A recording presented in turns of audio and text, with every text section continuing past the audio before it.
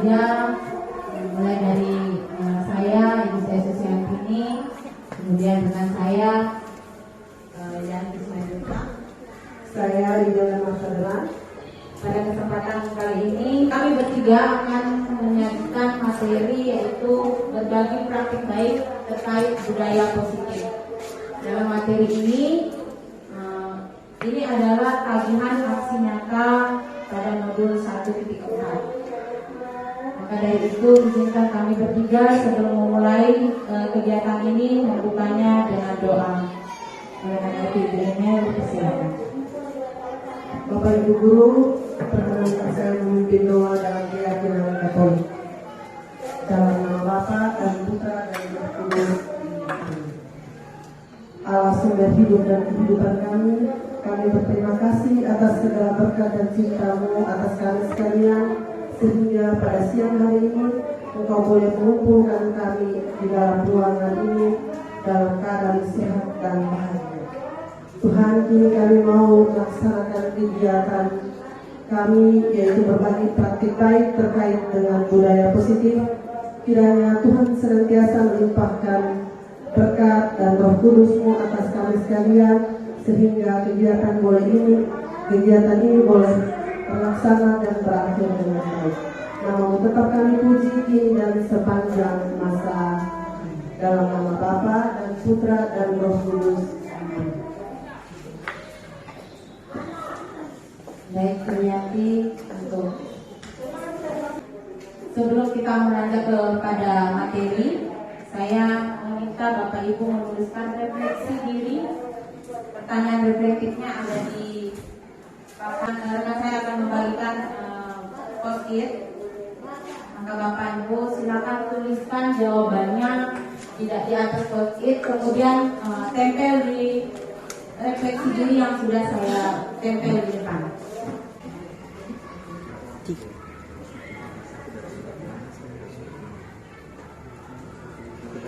Saya tidak ada lemari. Itu satu. Tidak. Boleh. Yang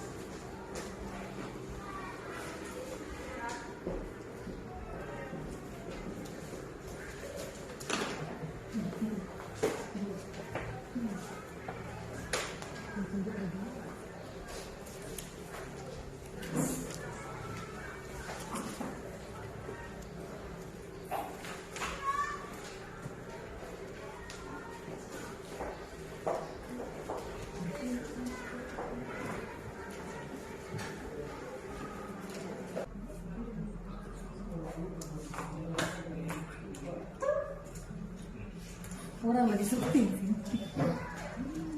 Baik, terima kasih Bapak Ibu.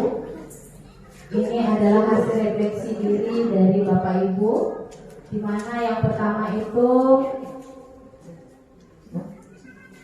agar kegiatan berjalan baik, lancar di sekolah menjadi teladan, agar semua kita merasa nyaman.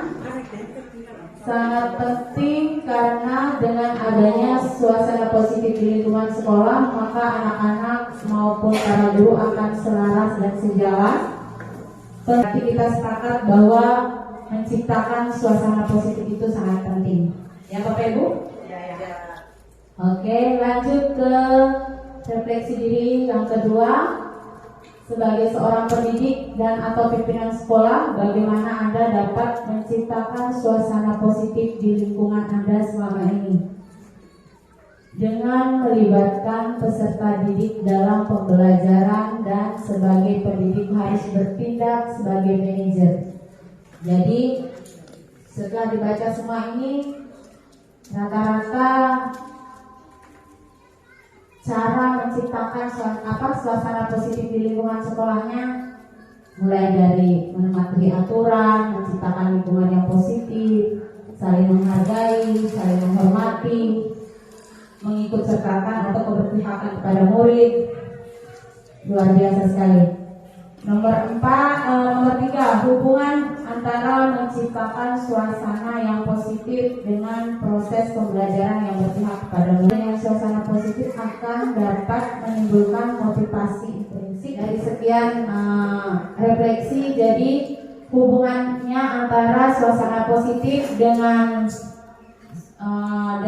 kegiatan pembelajaran itu sangat berketerkaitan erat. Di mana dengan menciptakan suasana positif, kita yakini pasti akan dapat menciptakan pembelajaran yang berpihak kepada murid. Nanti untuk lebih dalamnya pembelajaran berpihak pada murid seperti apa, nanti akan kita kupas lebih dalam lagi. Yang keempat, bagaimana penerapan disiplin saat ini di sekolah Anda? Di sini jawabannya belum efektif, belum maksimal, belum, sudah, hanya saja karakter dari peserta didik dalam mendisiplinkan diri sendiri itu belum terpenuhi, dan yang perlu dikembangkan adalah disiplin waktu, harus ada kolaborasi antara guru, kesadaran yang datangnya dari dalam diri murid dan guru, kolaborasi semua pihak untuk menerapkan suasana positif di sekolah. Baik, kita mengakui bahwa suasana atau disiplin positif di sekolah ini belum maksimal atau belum efektif. Dari hasil refleksi ini kita juga sepakat bahwa masih banyak hal yang perlu ditingkatkan yang terkait dengan disiplin positif itu. Maka dari itu inilah refleksi kita. Mari kita memperbaiki yang kurang agar kedepannya tercipta suasana positif seperti yang kita harapkan. Untuk materi selanjutnya saya serahkan kepada Ibu Yanti. Baik, Bapak Ibu Guru, sebelum kami melakukan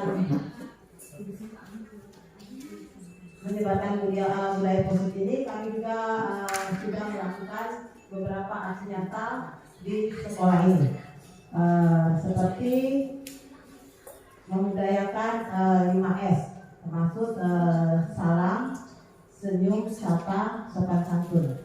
Kemudian saat ini saya punya di dalam kelas juga ini membuat keyakinan kelas, proses pembuatan keyakinan kelas ada di situ. Kemudian bagaimana kami menyelesaikan suatu permasalahan terhadap murid dengan menggunakan segitiga restitusi. Itu ada contoh nyata yang telah kami lakukan. Demikian juga kepada rekan kami, Ibu Email, yang sudah dilakukan selama mengikuti kegiatan ini, itu membuat keyakinan kelas itu dengan tahap-tahapan yang sudah ada di gambar, dan juga menyelesaikan permasalahan juga dengan menggunakan segitiga restitusi. Dan yang terakhir, Ibu Ayu, aksi nyata yang telah dilakukan itu habituasi penerapan budaya positif di sekolah. Bagaimana kebiasaan baik yang bisa dilakukan di sekolah menjadi kebiasaan untuk dilakukan ke depannya. Inilah aksi nyata yang telah kami lakukan selama mengikuti kegiatan ini. Selanjutnya mungkin saya serahkan kepada Ibu Ayu untuk memberi penjelasan mengenai paradigma baru budaya positif. Terima kasih Bu Yanti. Baik Bapak Ibu, kita akan membahas tentang paradigma baru. Sebelumnya kita selalu menganggap siswa itu atau anak itu terlahir sebagai kertas kosong, kan? Kita selalu bicara kita sebagai orang dewasa lah yang menulis di kertas kosong itu, yang membentuk anak-anak itu. Jadi kita selalu berpikir bahwa anak itu terlahir sebagai kertas kosong, dan coretan-coretan itu dari kita sebagai orang dewasa. Namun pada paradigma baru ini, paradigma lama itu sudah dikurangkan, bukan tidak dianggap lagi, tapi sudah digeser ke dalam paradigma baru, di mana anak-anak itu sudah terlahir dengan goresan-goresannya masing-masing, namun masih buram. Dan tugas gurulah atau tugas orang dewasa lah menebarkan hal-hal positif dan membiarkan hal-hal negatif buram di dalam diri mereka. Jadi mereka tidak lagi, kita tidak boleh menganggap mereka kertas kosong lagi, melainkan mereka terlahir sudah dengan goresan-goresan buram.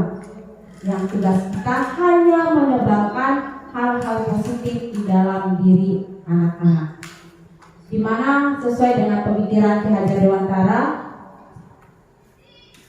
yang menyatakan bahwa yang mengibaratkan bahwa seorang guru itu ibarat sebagai petani, di mana seorang petani yang menanam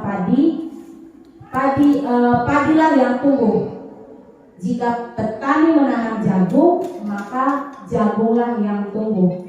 Tidak bisa jagung ditanam tapi kita berharap padi yang tumbuh, tidak bisa. Namun padi yang ditanam itu petani bisa rawat, bisa gemburkan tanahnya agar menjadi padi yang unggul.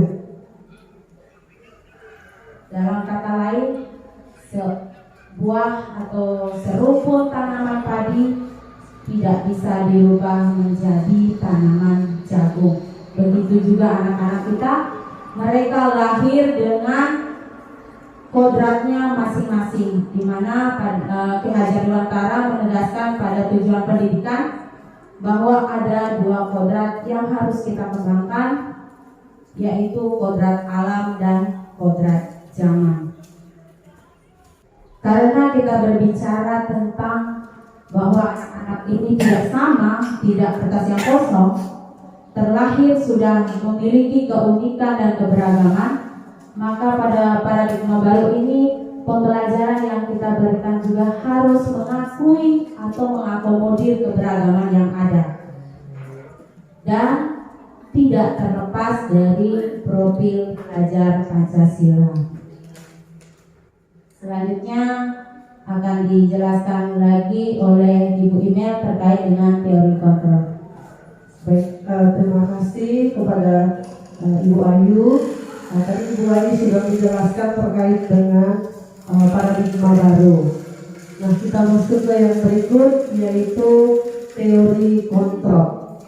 Bapak Ibu bisa perhatikan di layar. Di situ teori kontrol menurut William Glasser. Di situ ada ilusi kontrol bagian kiri, dan di tabel kolom bagian kanan itu ada kenyataan. Yang pertama, poin pertama di situ, guru dapat mengontrol murid. Kenyataannya, yang pertama, murid mempunyai hak untuk memilih. Lalu yang berikut, kita sebagai guru tidak bisa memaksa murid. Dan yang ketiga, guru tidak mempunyai kontrol penuh atas diri murid.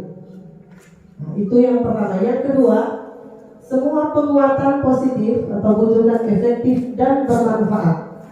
Kenyataannya, teman-teman bisa lihat di kanan, kolom kanan, murid mempunyai hak untuk menolak bujukan tersebut. Lalu yang kedua, murid dapat tergantung pada pendapat dan bujukan guru. Yang ketiga, kritik dan membuat orang merasa bersalah dapat menguatkan karakter.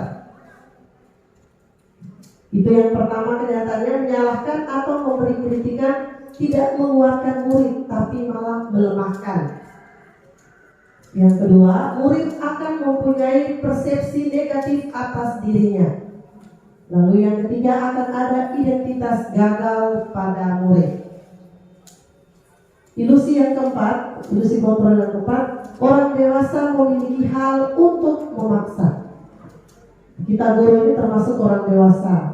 Kenyataannya yang pertama, tidak efektif pada jangka waktu panjang, murid bisa saja memberontak. Lalu yang kedua, menciptakan permusuhan antar guru dan murid. Nah, mungkin dari teori kontrol ini, teman-teman, Bapak Ibu sekalian, kita masing-masing bisa merefleksikan diri kita masing-masing. Kira-kira selama ini, selama saya menjadi guru, bagaimana saya bertindak terhadap murid saya di sekolah. Mungkin seperti itu kita masing-masing bisa berefleksi.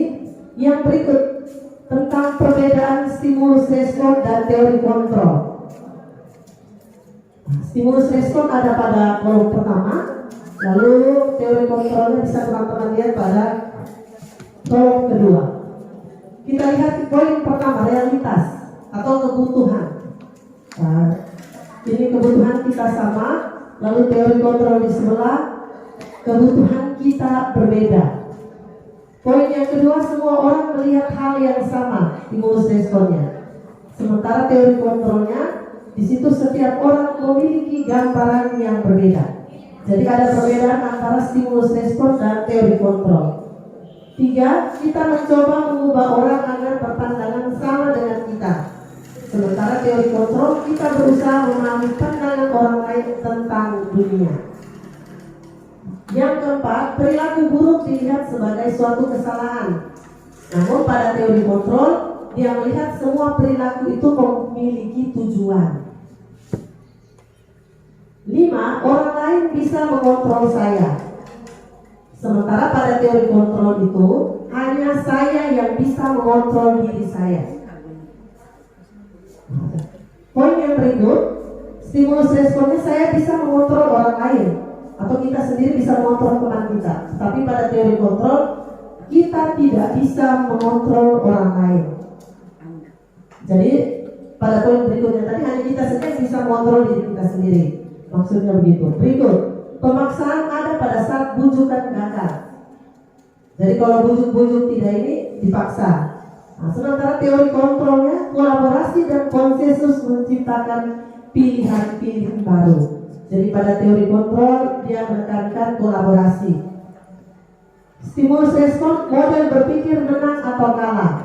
Sementara teori kontrolnya model berpikir menang-menang. Nah, mungkin itu Bapak Ibu kita bisa refleksikan antara stimulus respon dan teori kontrol ini sendiri. Untuk selanjutnya disiplin dan nilai-nilai kebajikan, itu seperti apa? Bagaimana kita sendiri guru membuat kita disiplin atau murid kita disiplin akan dibawakan oleh Ibu Yanti. Terima kasih. Ibu kita di meja. Selanjutnya kita masuk ke materi disiplin dan nilai-nilai kebajikan. Pada bagian disiplin itu bagaimana cara kita untuk membuat murid bisa disiplin. Kemudian siapa yang dapat membuat murid menjadi disiplin? Lalu apakah benar dengan paksaan akan membuat murid disiplin dari dalam diri? Jadi dari beberapa pertanyaan ini kita bisa melihat apa yang bisa kita lakukan untuk mendisiplinkan murid. Bagaimana cara membuat murid bisa disiplin? Apakah dengan hukuman? Apakah dengan pemaksaan? Apakah dengan kekerasan? Kemudian siapa yang dapat membuat murid menjadi disiplin? Apakah kita guru, orang tua, tetangga, teman, atau siapa? Kemudian apakah benar dengan paksaan akan membuat murid disiplin dari dalam dirinya? Jadi ketika murid tidak bisa disiplin, kita mulai adakan pemaksaan. Apakah dengan paksaan itu murid bisa disiplin atau tidak? Selanjutnya, apa dampak jika kita melakukan pemaksaan kepada murid? Jika kita melakukan pemaksaan kepada murid, yang pertama, akan hilang ketertarikan atau bahkan menjadi antipati terhadap kegiatan yang dipaksakan. Ini saya rasa bukan hanya murid saja, kita orang dewasa saja. Kalau dilakukan pemaksaan itu kita juga pasti tidak terima sebagai orang dewasa. Kemudian dampak yang terjadi juga kemerdekaan murid dalam berekspresi dan bereksplorasi serta potensi murid akan terbatas atau malah bisa hilang sama sekali. Sama seperti kita ketika kita dipaksakan, mood kita juga akan hilang. Sehingga apa yang ada dalam potensi apa yang ada dalam diri kita juga bisa hilang. Kemudian perilaku ini tidak akan menjadi kebiasaan dalam jangka panjang pada murid. Jadi walaupun kita paksakan dia untuk disiplin, dia hanya bisa disiplinnya itu sebentar saja. Karena pemaksaan. Setelahnya itu dia kembali lagi ke kebiasaannya yang buruk. Kemudian murid akan merasa ketakutan dan tidak nyaman, sehingga rasa berani dan percaya diri murid akan hilang. Sudah pasti ketika kita paksakan, ya murid pasti takut. Murid pasti takut. Kemudian dari sini kita bisa lihat bahwa disiplin itu belajar untuk mengontrol diri agar dapat mencapai suatu tujuan mulia yang mengacu pada nilai-nilai kebajikan universal. Jadi kalau disiplin itu dari dalam diri kontrol diri kita, maka tanpa harus dipaksakan, tanpa harus hukuman, tanpa harus dorongan atau bujukan, maka murid akan melakukan disiplinnya sendiri. Dia bisa melakukannya sendiri, mau itu mengerjakan tugas, mau itu datang tepat waktu. Ketika dia mulai mendisiplinkan dirinya sendiri, maka dia bisa melaksanakannya tanpa paksaan. Nah, sebagai pendidik, tujuan kita adalah menciptakan murid-murid yang memiliki disiplin diri, sehingga mereka bisa berperilaku dengan mengacu pada nilai-nilai kebajikan universal dan memiliki motivasi intrinsik atau internal, bukan ekstrinsik ataupun eksternal. Jadi nanti di sini baru kita lihat apa itu motivasinya. Nah, tapi sebelumnya kita lihat dulu apa nilai-nilai kebajikan universal tersebut. Nah, nilai-nilai universal kebajikan universal itu ada di pada profil pelajar Pancasila yang sekarang kita ini kurikulum merdeka. Dia beriman, bertakwa terhadap Tuhan Yang Maha Esa dan berakhlak mulia. Kemudian mandiri, bernalar kritis, gotong royong, kebinekaan global, dan kreatif. Nah, kemudian ini juga bagian poin-poin dari nilai-nilai kebajikan itu. Nilai-nilai kebajikan itu ada peduli, keterus-terangan, kebersihan, keteguhan hati, keberanian, belas kasih, tanggung jawab. Ini adalah poin-poin daripada nilai-nilai kebajikan universal tersebut. Selanjutnya, dari nilai-nilai ini kita bisa mengetahui dan bisa memacu motivasi murid untuk bisa mendisiplinkan dirinya. Untuk motivasi ini saya serahkan kepada Ibu Ayu. Baik, terima kasih Bianti, Bapak Ibu. Sebelum kita lanjut materi, kita ice breaking dulu. Karena sebentar kita akan membahas tentang motivasi. Mari kita bangkitkan motivasi kita ice breaking, berdiri dulu.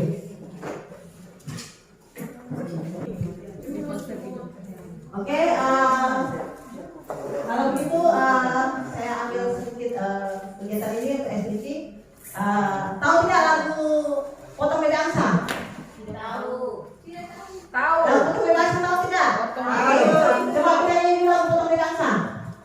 Potong Bebek Angsa masa dikeluari, minta dansa 4 kali, sorong ke kiri, sorong ke kanan, la la la la la la la la la, sorong ke kiri, sorong ke kanan, la la la la la la la la la. Oke, sekarang kita selesai dulu selesai. Nah, kita ada ini kita bagi. Kita ini semua sekarang adalah bebek-bebeknya. Jadi 3 orang suara bebek yang bunyinya kuek kuek kuek. Yang di sebelah sini dari Ibu Fitri, Ibu Sita, Ibu Kim, suara bebeknya kuak kuak kuak. Nah, lalu Ibu Elis, Ibu Desi, Ibu Sita, kuok kuok kuok. Nah, tadi dari sini kuek kuek kuek.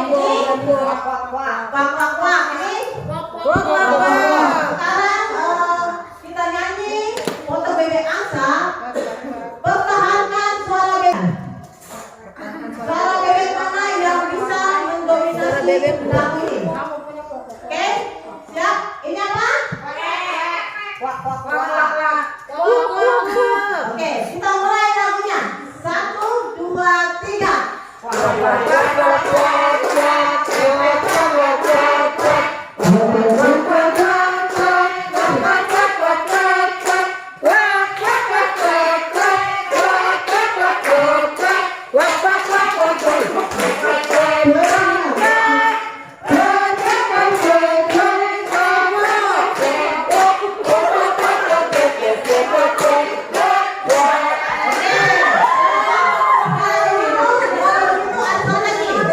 Untuk satu lagi, ikut arahan saya, tangan kemana, maka bebek tersebut yang bernyanyi. Ketika saya tangan ke sini, maka bebek kuek-kuek yang bernyanyi. Ketika tangan saya ke sini, maka bebek wak-wak yang bernyanyi. Ketika tangan ke sini, maka bebek wak-wak yang bernyanyi. Sudah bersama? Oke.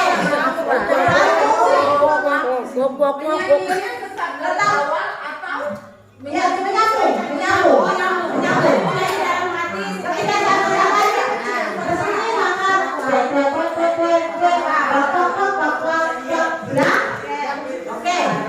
Satu, lihat arahan tangan saya. 1, 2, 3.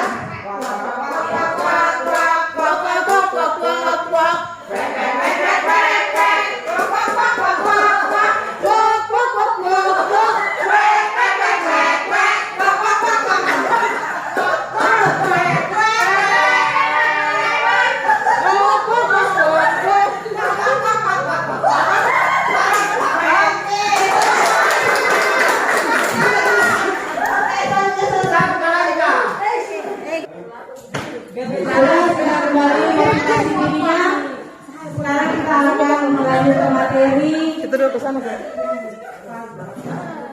terkait tentang motivasi.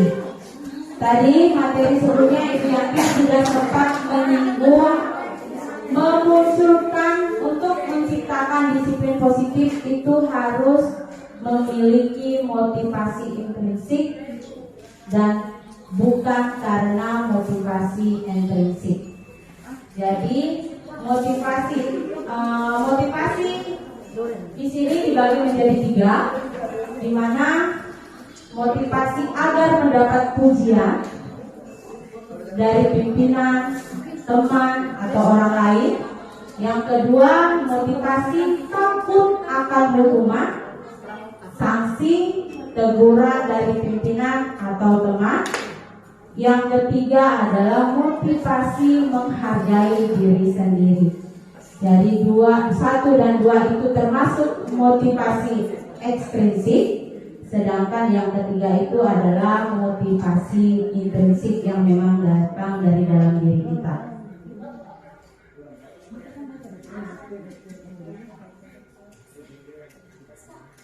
Dian Dosen dalam bukunya Restructuring School Discipline menyatakan ada 3 motivasi perilaku manusia.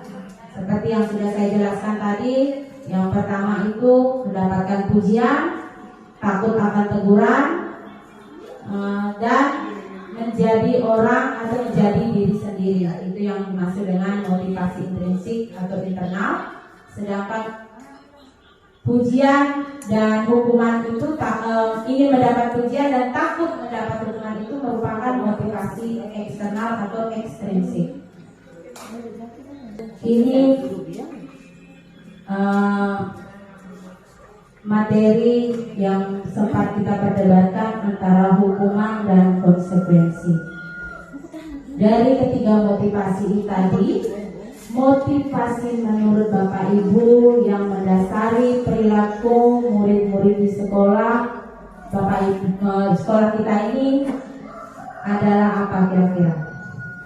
Dari 3 motivasi yang sudah saya jelaskan, motivasi ingin mendapat pujian, motivasi takut akan teguran atau hukuman, dan motivasi diri masing-masing murid kita. Sekarang saya memberikan pertanyaan.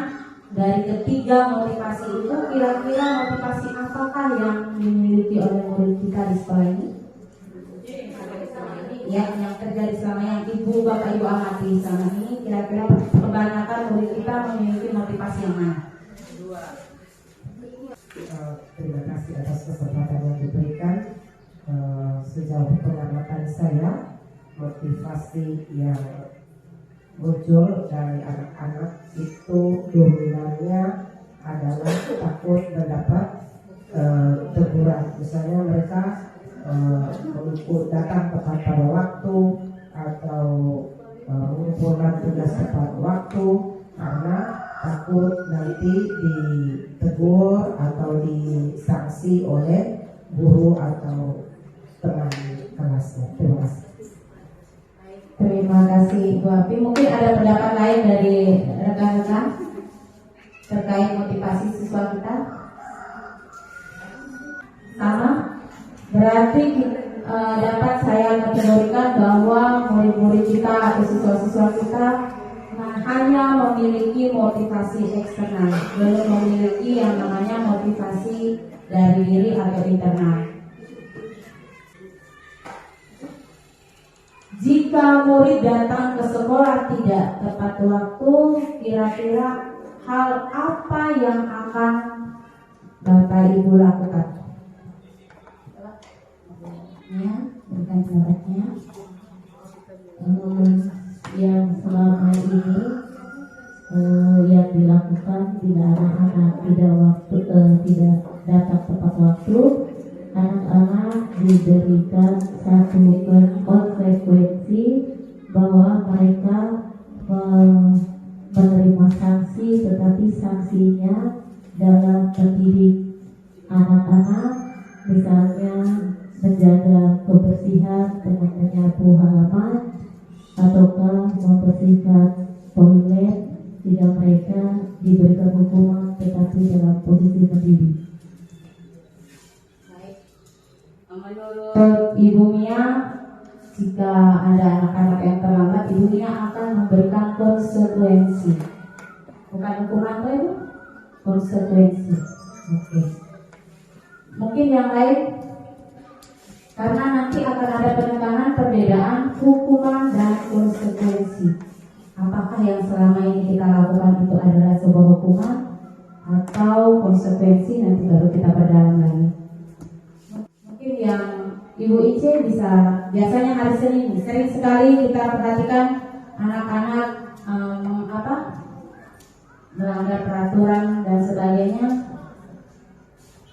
Baik, terima kasih. Karena saya pikir hari Senin yang Bapak Ibu guru semua melihat kondisi yang terjadi ketika hari Senin, siswa yang datang pada saat upacara sedang berlangsung dan bendera sudah dinaikkan itu berdiri di barisan tersendiri. Begitu pula dengan mereka yang menggunakan pakaian seragam tidak lengkap atau tidak sesuai dengan yang harus digunakan hari Senin, misalnya topi dan dasi.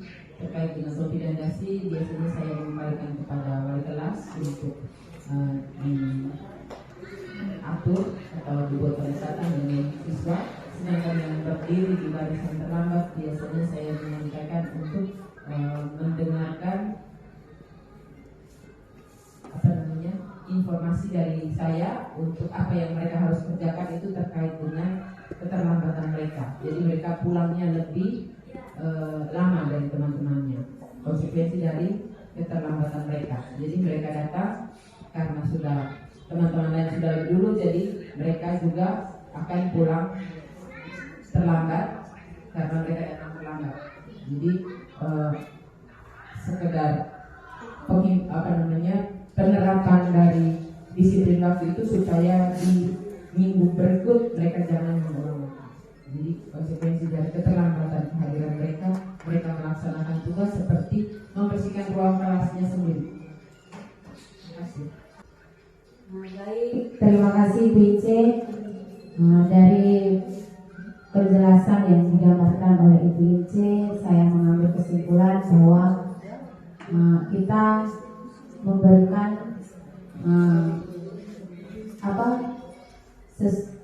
pelanggaran yang dilakukan oleh siswa itu kita lakukan dengan hukuman dan konsekuensi. Berarti restitusinya, atau ada yang sudah melakukan restitusi selama ini? Belum? Oke. Untuk lebih mendalam, saya serahkan kepada Ibu Imel untuk menjelaskan apa itu hukuman, apa itu konsekuensi, dan apa itu restitusi. Baik, dipersilakan. Baik, terima kasih. Jadi mungkin selama ini kita Bapak dan Ibu Guru mungkin lebih banyak melakukan hukuman dan konsekuensi. Mungkin juga ada yang sudah melakukan restitusi, tapi kita masing-masing tidak menyadari bahwa itu restitusi. Sekarang kita lihat apa perbedaan antara ketiganya, hukuman, konsekuensi atau restitusi. Hukuman di sini, di sana teman-teman Bapak Ibu bisa lihat, hukuman merupakan identitas gagal, sedangkan konsekuensi dan restitusi merupakan identitas sukses. Berarti kita masing-masing bisa merefleksikan, kalau begitu hukuman ini kan sanksi yang kita berikan kepada murid-murid ketika dia melanggar peraturan.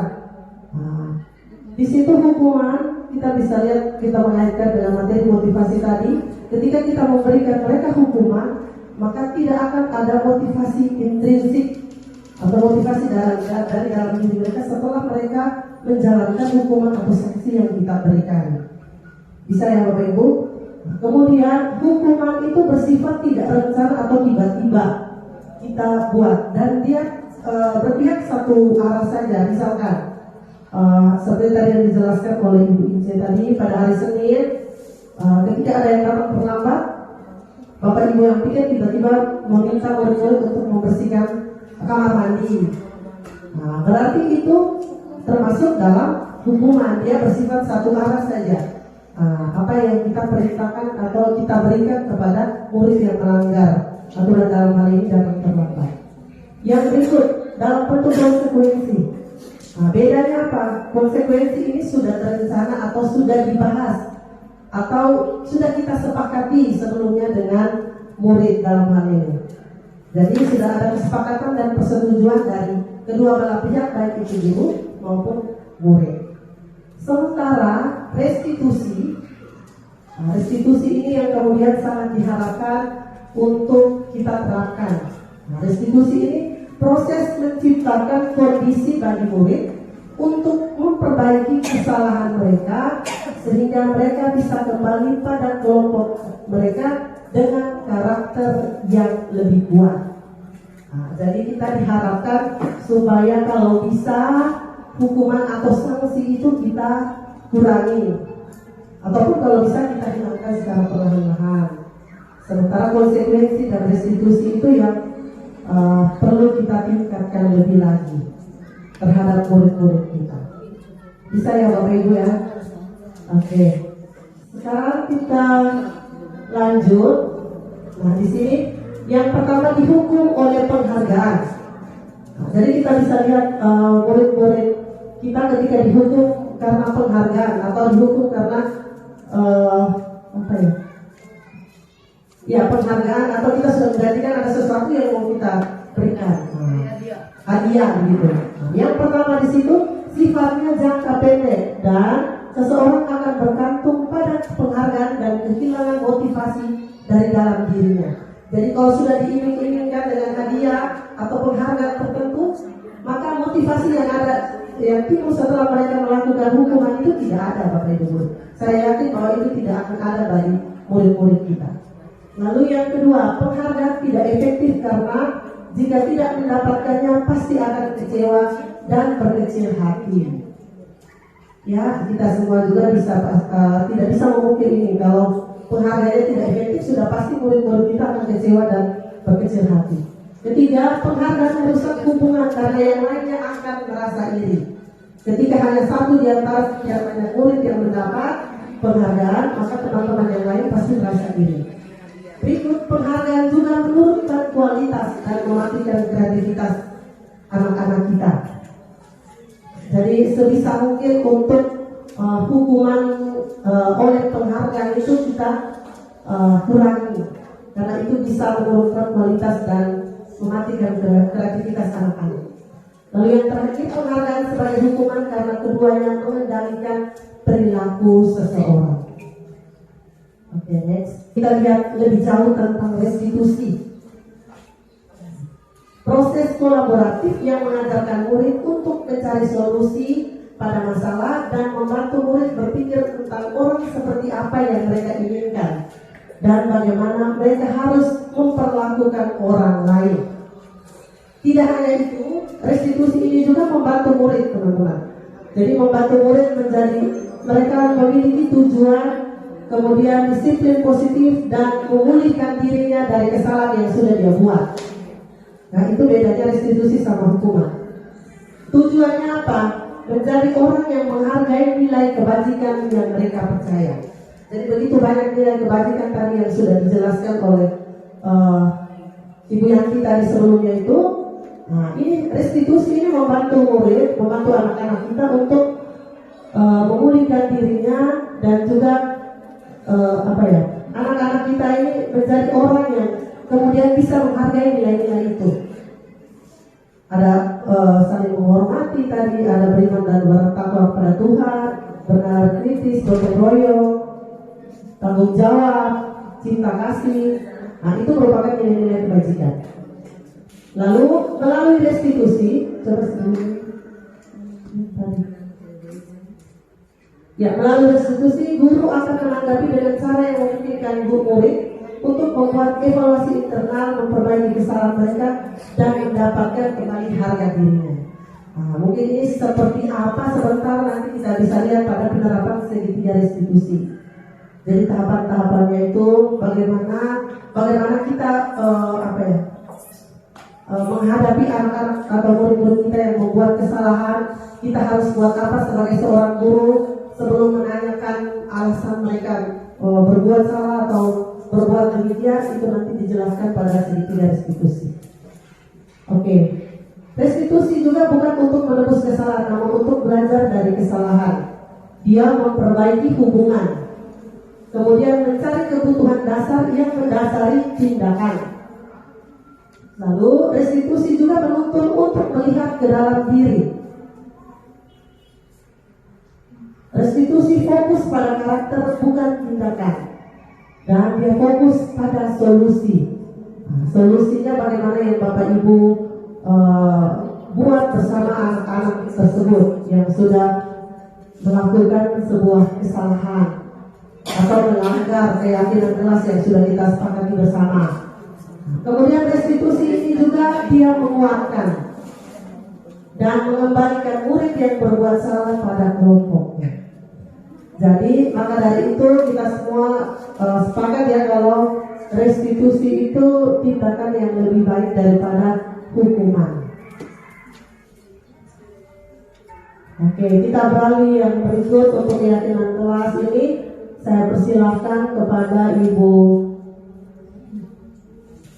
Ayu untuk menggambarkan sedikit terkait keyakinan kelas sebelum kita membuat keyakinan sekolah. Baik, terima kasih Binya.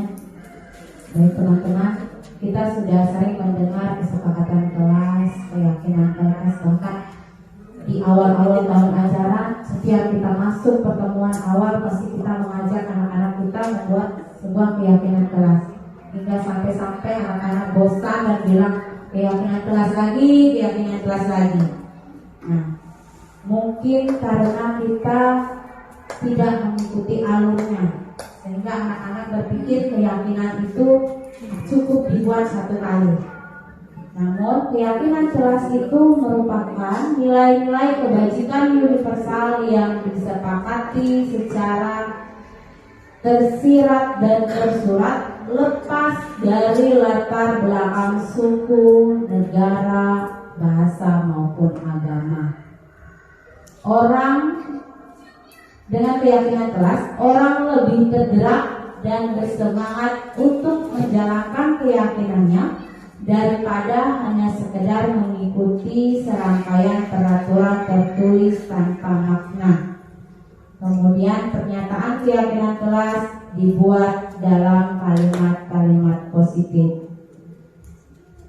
Jadi itulah garis besar terkait dengan keyakinan kelas.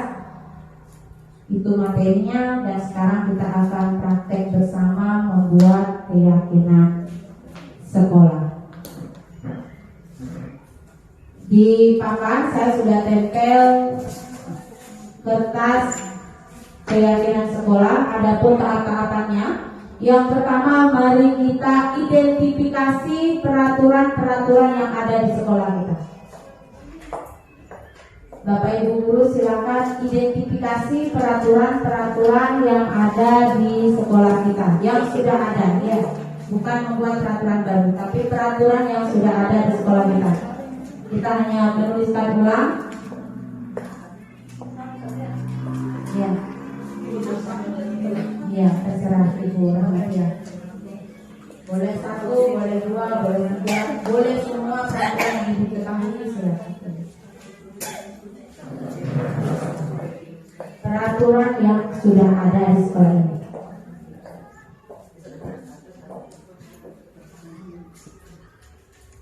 Sudah, silakan ditempel di papan keyakinan di bawah peraturan.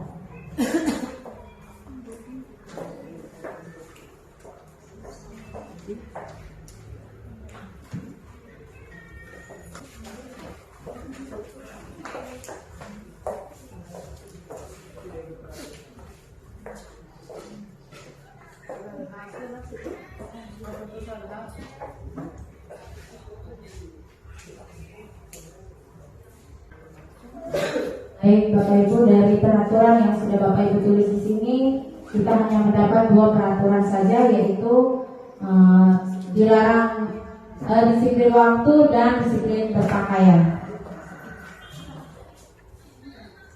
Sekarang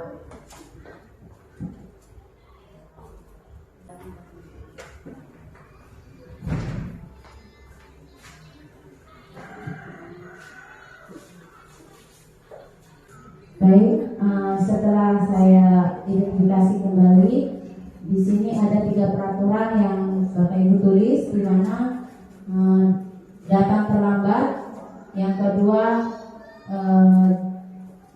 jangan berpakaian seragam tidak sama, tidak sesuai, yang ketiga dilarang mengeluarkan kata-kata kotor. Itu negatif.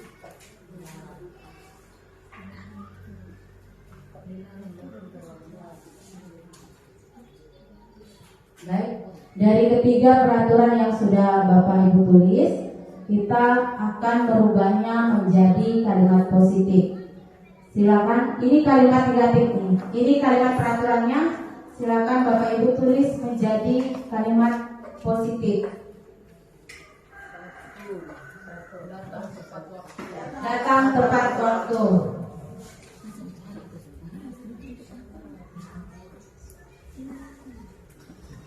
Kemudian yang kedua,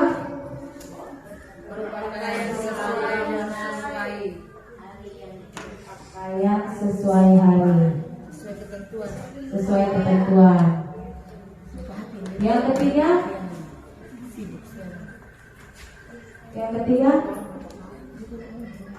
berbicara yang sopan. Baik, dari ketiga peraturan sudah kita ubah menjadi kalimat positif. Silakan Bapak Ibu mengidentifikasi kembali nilai kebajikan universal yang terkandung di dalam 3. Kira-kira nilai datang tepat waktu, nilai universal yang terkandung apa? Terus yang kedua, Disiplin semua. Integritas. Kalau berpakaian kita lebih condong ke integritas. Saling menghormati, saling menghargai.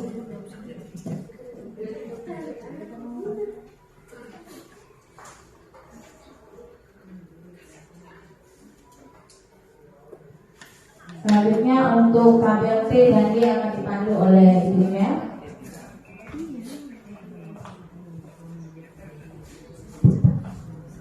Baik, dari sekolah kita melihat kembali peraturan yang ada di sekolah kita, lalu mengubah kalimat negatif menjadi positif, dan melihat nilai kebajikan apa saja yang terkandung dalam kalimat-kalimat atau poin-poin yang sudah kita sebutkan tadi.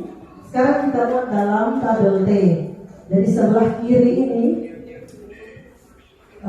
di sini tampak seperti, lalu di sebelah kanannya tidak tampak seperti. Nah, ini kita buat mulai dari poin yang pertama tadi. Nah, datang tepat waktu. Datang tepat waktu ini tampak sepertinya, Bapak Ibu. Nah, datang tepat waktu ya. Tidak tampak seperti datang terlambat. Nah, jadi ada positif dan negatif. Ya, masih ada yang datang terlambat, tidak tampak seperti. Oke. Berikut berpakaian sesuai ketentuan. Tampaknya berpakaian sesuai dengan hari atau ketentuan. Ya. Tidak tampak seperti, masih ada. Ya. Masih ada yang berpakaian tidak sesuai ketentuan atau tidak sesuai dengan hari.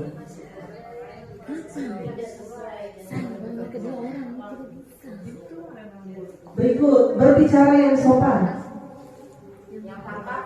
Tampak nyatanya berbicara yang sopan. Tidak tampak seperti, ya masih ada yang berbicara kasar atau kotor.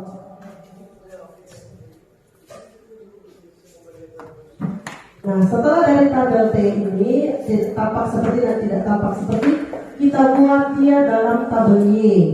Nah, tabel Y ini apa saja yang 3 bagian? Ada terdengar, kemudian yang kedua ini adalah terlihat, dan di sebelah kanan adalah perilaku. Kita mulai dari poin pertama. Terdengar, datang tepat waktu. Terdengarnya bagaimana? Ayo datang lebih cepat. Ayo datang lebih awal. Bisa terdengar. Nah, contohnya begitu. Kalau terlihat, teman-teman. Oh, maaf ya, terdengar ayo datang lebih awal. Terdengar untuk berpakaian sesuai dengan Tuhan. Bagaimana? Terdengar ini bisa juga tidak ada ya Bapak Ibu. Berpakaian sesuai ketentuan. Ayo berpakaian yang rapi. Jadi kita secara tidak sadar sedang mengajak. Ayo berpakaian yang rapi. Oke. Yang berikut berbicara yang sopan. Terdengarnya bagaimana berbicara yang sopan? Jangan kurangi berbicara kasarnya. Berbicara yang sopan. Kalau kita sepakat untuk tidak ada juga bisa tidak ada.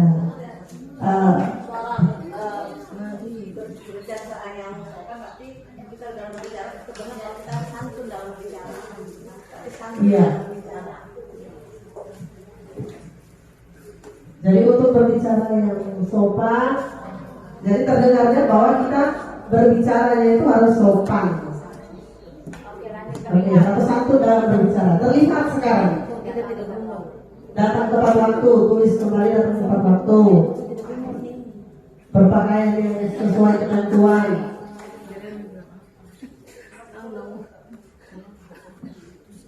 Yang ketiga tadi, ya. Itu dia terdengar. Teman-teman, poin yang ketiga ini berbicara yang sopan ini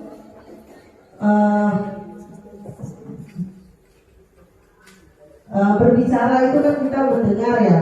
Jadi ini untuk terlihatnya kita tiadakan. Bisa ya teman-teman ya? Jadi untuk datang tepat waktu terlihat kita datang tepat waktu. Yang kedua berpakaian sesuai ketentuannya kita bisa lihat. Ya, oke. Jadi bicara itu lebih pasti terdengar. Ya teman-teman sepakat ya? Oke. Sekarang perilaku. Bagaimana dengan perilaku?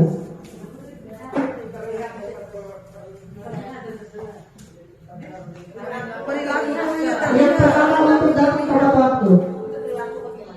Bagaimana, ada saran dari pembicara yang mau berbicara sedikit? Silakan diwakil. Sudah terlihat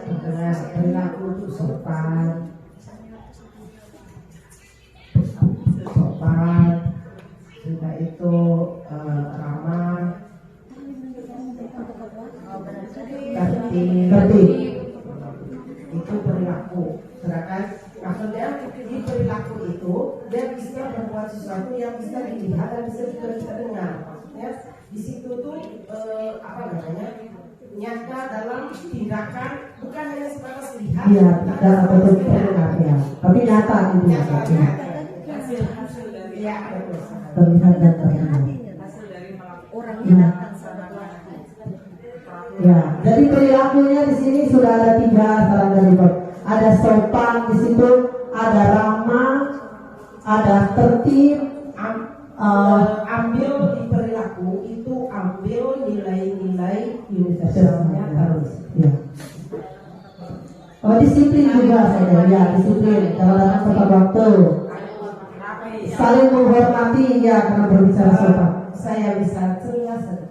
Tolong disiplin itu tidak ada dalam kata-kata universal, tidak.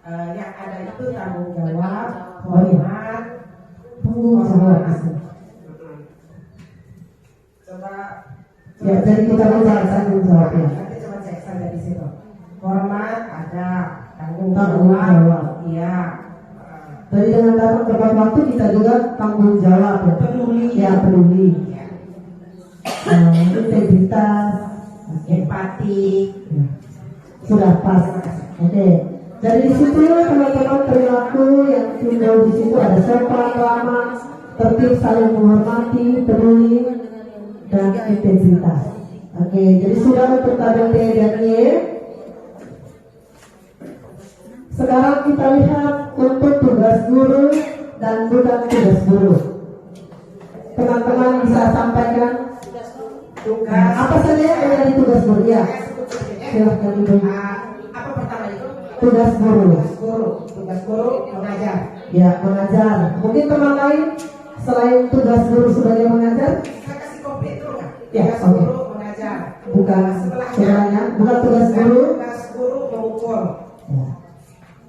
macam itu. Memukul murid. Iya. Macam dari Di bawah. Satu di bawah. Tugas siswa belajar, mengerjakan tugas.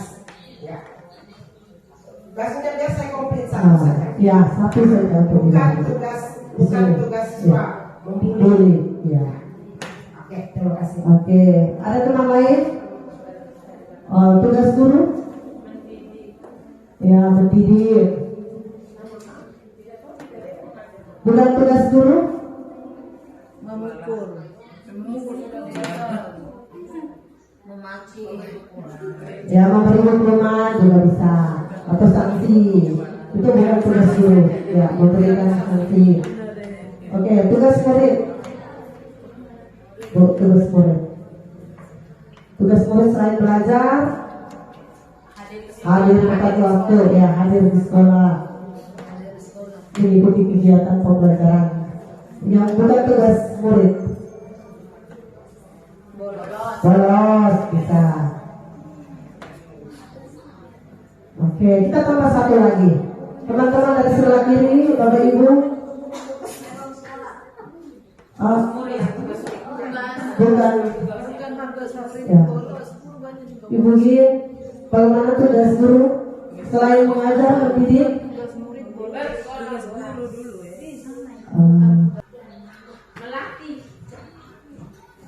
Ya, melatih atau membimbing ya? Membimbing siswa. Bukan tugas guru? membiarkan, Itu. Apa? Kita membuli. Ya, membuli siswa bukan tugas. memukul sudah. Oke, tugas murid.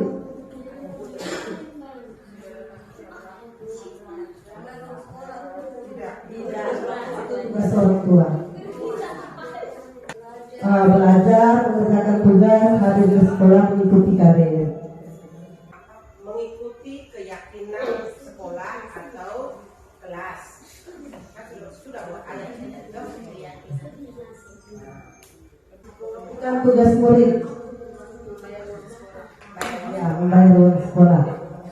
Oke, baik. Jadi ini teman-teman kita membuat keyakinan sekolah tadi mulai dari peraturan, alurnya sampai pada kalimat positif, kemudian ada nilai kebajikan yang tergantung di sana, ada tabel T dan Y yang sudah kita sama-sama lihat, kemudian tugas guru dan tugas murid seperti apa sudah kita lihat bersama.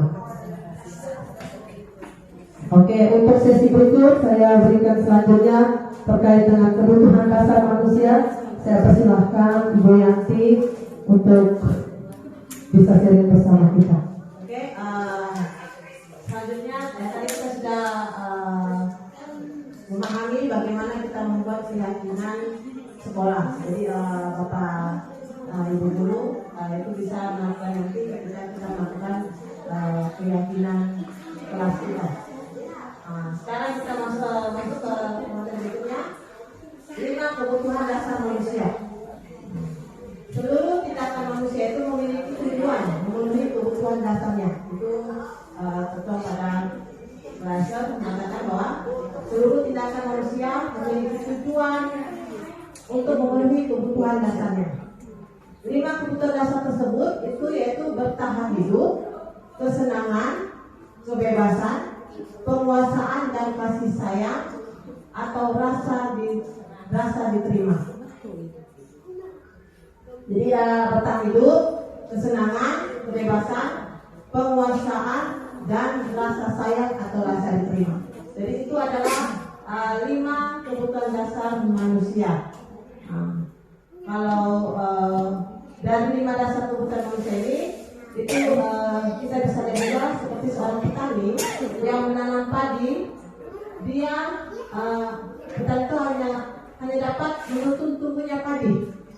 Dia ingin memperbaiki kondisi tanah, membasmi ulat, memberi air dan pupuk. Jadi bagaimana petani itu bisa menghasilkan tumbuhan padi yang baik. Jadi bukan kita petani itu bukan hanya tanam langsung biarkan saja itu, pasti ada cara bagaimana untuk bisa agar padi itu bisa tumbuh dan menghasilkan.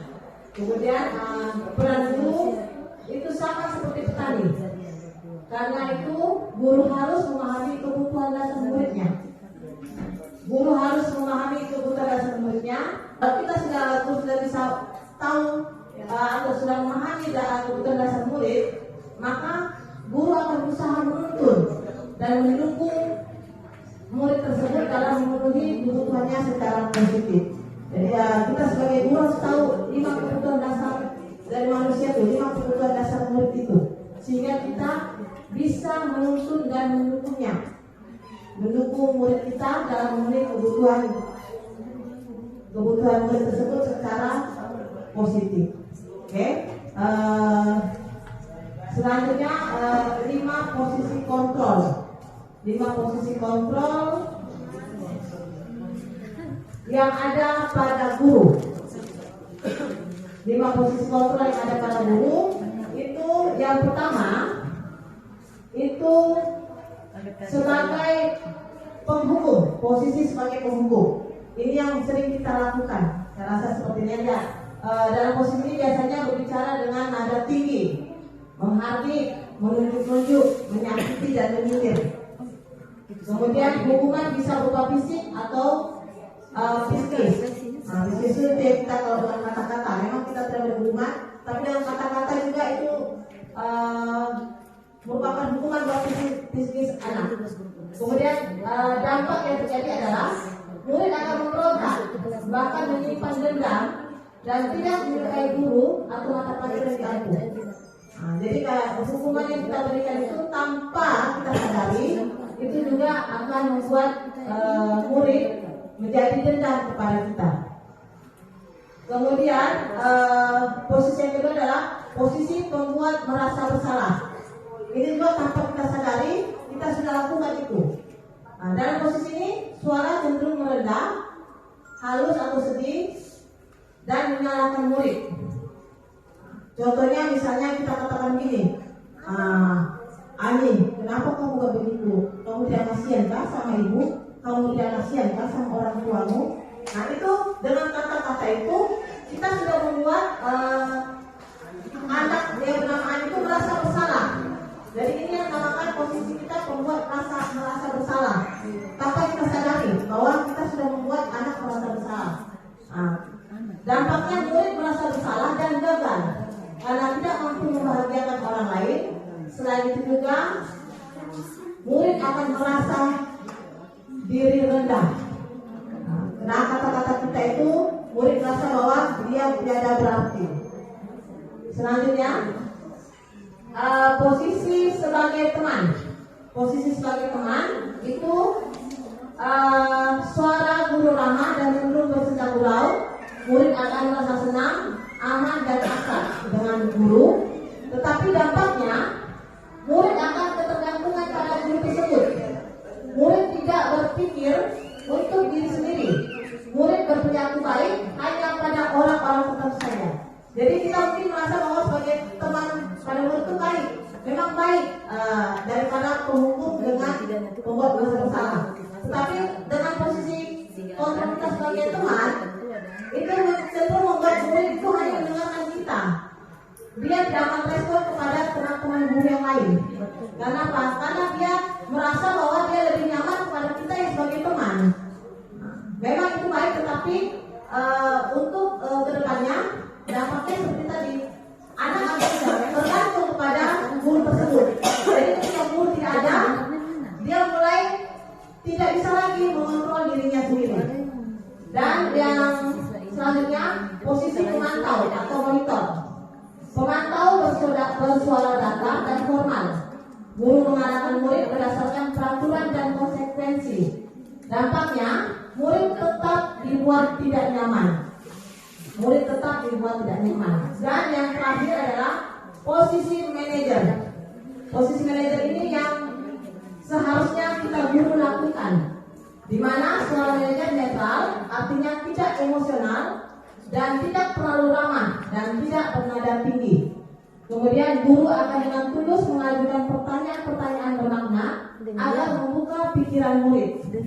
Kemudian guru membimbing murid untuk memecahkan masalahnya sendiri. Dampaknya murid memiliki sikap disiplin positif, mandiri, percaya diri, bertanggung jawab dan memecahkan masalahnya sendiri. Jadi tujuan akhir dari 5 posisi kontrol ini, seorang guru adalah pencapaian posisi di manajer. Jadi dari 5 posisi kontrol yang ada pada guru, itu yang seharusnya kita lakukan adalah pada posisi kontrol sebagai manajer. Jadi ini kita lihat 5 posisi kontrol ini. Untuk identitas gagal itu perilaku kontrol negatif, yaitu penghukum, pembuat merasa bersalah. Nah, sedangkan identitas suksesnya memang itu perilaku kontrol positif, itu sebagai teman, pemantau. Hanya saja untuk penghukum, pembuat merasa bersalah, teman dan pemantau ini motivasinya adalah motivasi eksternal, itu motivasi yang dari luar. Sedangkan posisi kontrol yang identitas sukses itu kontrol diri, yaitu manajer, di mana ini bisa menimbulkan motivasi internal dari dalam diri murid. Itu dari saya. Selanjutnya saya materi selanjutnya mengenai segitiga institusi akan disampaikan oleh Ibu Ayu. Terima kasih Bu Yanti, penjelasannya yang cukup kompleks terkait dengan 5 posisi kontrol. Jadi dari kelima posisi kontrol yang telah kita pelajari tadi, baik itu penghukum, membuat merasa bersalah, teman, pemantau, dan manajer. Mulai dari penghukum dan membuat merasa bersalah, kalau bisa kita minimalisir. Bila perlu kita hilangkan posisi kontrol kita di penghukum dan pembuat merasa bersalah. Dan posisi kontrol sebagai teman, pemantau, dan manajer itu mari kita kembangkan. Bila perlu kita semua menguasai posisi kontrol sebagai manajer. Nah, bagaimana caranya agar kita bisa menjadi atau menjalankan posisi kontrol sebagai manajer? maka kita akan melakukan segitiga restitusi sebagai jawabannya. Ini di depan sudah ada gambar segitiga restitusi, di mana garis paling dasar dari segitiga itu adalah menstabilkan identitas, kemudian sisi kanan dari segitiga atau kalau dari saya sisi kiri segitiga yaitu validasi tindakan yang salah, kemudian sisi yang terakhirnya adalah menanyakan keyakinan. Dari ketiga tahapan itu kita dapat gunakan untuk mencari solusi terhadap permasalahan yang kita hadapi dengan murid. Jadi lanjut Ibu Yanti. Oke. Adapun tahapan menstabilkan identitas dapat kita lihat yaitu mengubah identitas anak dari orang yang gagal menjadi orang yang sukses. Kemudian kalimat-kalimat yang bisa digunakan dalam menstabilkan identitas yaitu berbuat salah itu tidak apa-apa, itu contoh kalimatnya. Terus tidak ada manusia yang sempurna, itu salah juga contoh kalimatnya. Bapak Ibu bisa baca. Lanjut Ibu Yanti. Di dalam validasi tindakan yang Bapak Ibu bisa lakukan, di mana kita harus memahami kebutuhan anak. Tadi kita sudah berbicara 5 dasar kebutuhan. Jadi ini tujuan anak itu melakukan kesalahan itu apa? Kita gali melalui validasi tindakan yang salah. Dimana pertanyaannya, untuk apa sih? Kenapa kamu datang terlambat? Apa masalahmu? Apa yang terjadi? Itu adalah menggali atau memvalidasi kesalahan yang mereka lakukan lewat pertanyaan-pertanyaan untuk mengetahui apa sebenarnya dasar atau tujuan anak itu melakukan sebuah kesalahan. Oke, next, Yanti. Ketika kita sudah mengetahui kesalahan yang mereka atau mereka sudah mengutarakan kesalahan yang mereka sudah lakukan dengan tujuan atau alasannya, maka mari kita sama-sama melakukan atau menanyakan keyakinan yang telah mereka langgar. Ya, di sini namanya menanyakan keyakinan. Contohnya misalnya ada anak terlambat, kita dari awal menstabilkan identitas, kita bilang, oke, tidak apa-apa, kali ini kamu terlambat, ibu juga sering terlambat, tapi saat ibu selalu ada usaha untuk datang tidak terlambat lagi. Kemudian di dalam mengidentifikasi kesalahan, kita bisa menanyakan, apa sih alasan kamu kenapa kamu terlambat? Ketika siswa sudah memberikan jawabannya, mari kita mencari solusi sama-sama dengan menanyakan keyakinan terkait kesalahan yang telah diperbuat. Mungkin itu saja pemaparan materi terkait budaya positif dari kami bertiga. Jika ada kurang kata, saya mohon maaf, kami mohon maaf. Selanjutnya mungkin dari Ibu Email dan Ibu Yanti ada yang ingin ditambahkan, saya persilakan. Baik, terima kasih Ibu Ayu.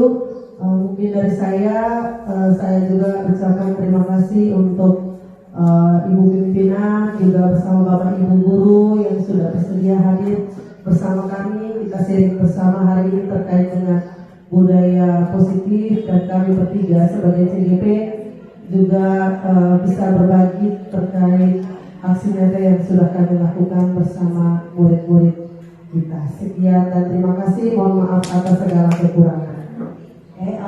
Dari saya dan kami juga, kami mengharapkan untuk teman-teman bisa juga menerapkan budaya positif ini untuk kita ke depannya.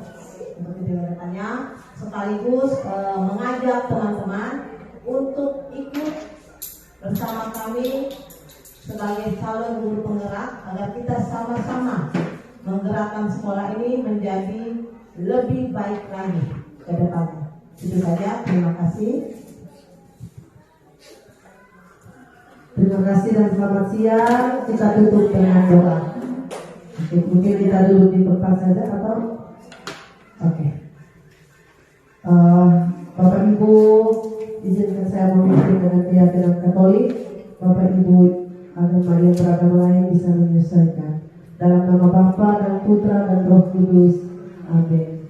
Allah Tritunggal yang Maha Kudus, Bapa, Putra dan Roh Kudus, kami bersyukur untuk semua berkat-Mu bagi kami sekalian, sehingga kami boleh melaksanakan kegiatan pada siang hari ini dan boleh berakhir dengan baik.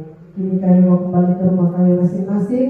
Kami mohon kiranya Engkau senantiasa menyertai perjalanan kami dan semoga kami boleh tiba di rumah kami masing-masing dalam keadaan sehat dan bahagia.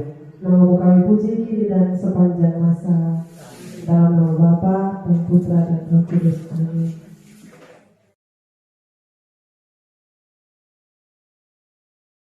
Terima kasih untuk teman-teman yang sudah menjalankan kegiatan diseminasi atau pengimbasan pada hari ini.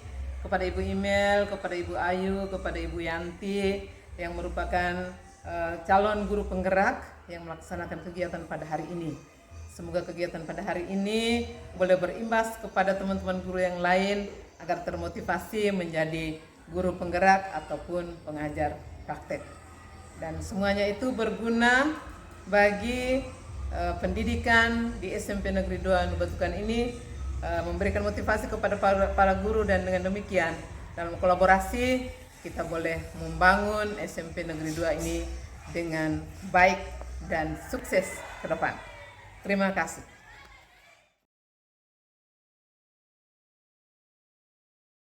Terima kasih untuk CGP Ibu Imel, Ibu Ayu, Ibu Yanti yang sudah memberikan praktik baik tentang budaya positif. Sangat luar biasa sekali dan menginspirasi kami sebagai warga SMP Negeri 2 Nubatukan. Terima kasih. Terima kasih untuk Ibu Imel, Ibu Ayu, dan Ibu Yanti yang sudah membagi banyak hal tentang budaya positif untuk lembaga, khusus untuk kami rekan-rekan guru SMP Negeri 2 Nubatukan dan para siswa-siswi. Terima kasih.